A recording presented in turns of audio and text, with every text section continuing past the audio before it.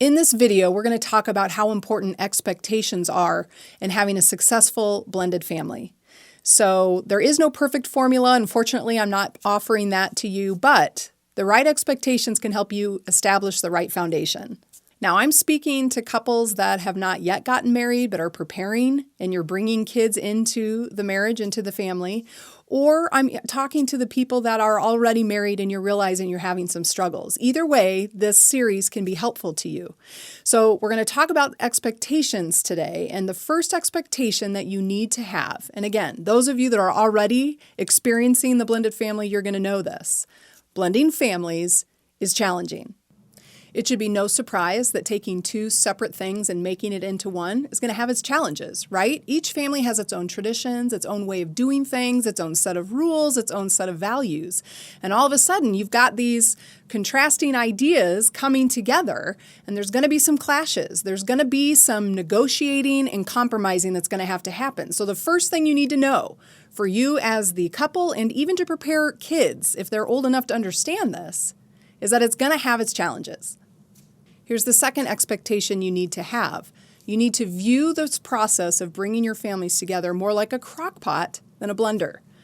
You know, I've done some research, I've read some books, I've listened to some different people on this topic, and I think this is a very valuable point that'll help you have the right expectations if you think about your families coming together more like a crockpot. Here's what that means. Picture what a blender's like. You get everything thrown in there and then you spin it and it chews it up and it mashes it all up and it becomes like this goopy mess, right? Now, if you're trying to make a shake or something, that's fantastic. But a blender's pretty violent and it gets pretty mushy and the end result looks nothing like what it looked like when it went in. Now, contrast that with a crock pot. When you put in a crock pot, you have each thing that goes in there and it cooks over time, slow, and each element brings its own taste and contribution to the finished product. And that's how we need to look at families. Instead of thinking, when we say the word blended, it kind of gives us this idea that, well, we have to force everybody together and we have to blend it up and mash it up and find this totally different result.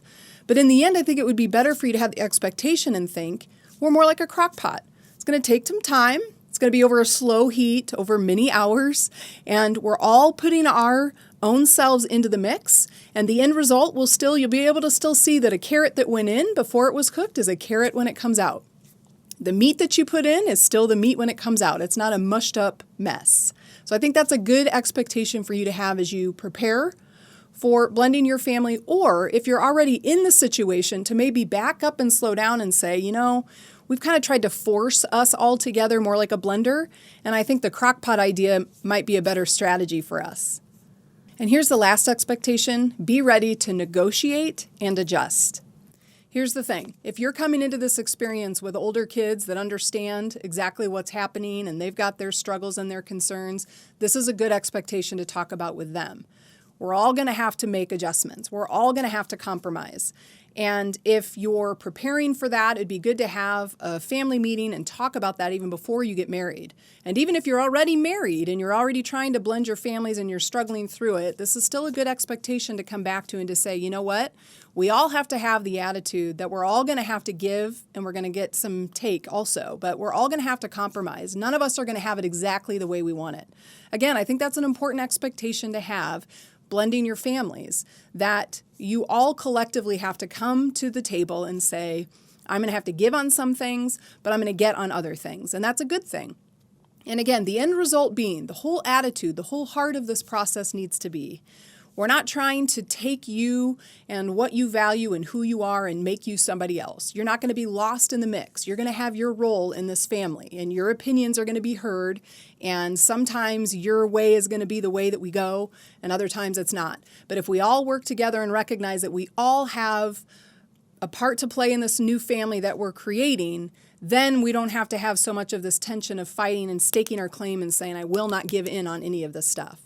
So again, I know that me giving you 3 ideas is certainly not going to simplify everything and make it all go really smoothly, but at least this will help you to establish a foundation of talking about what should our expectations be, whether because we're preparing to blend families or we're already in it and we're realizing it's not working as well as we want it to.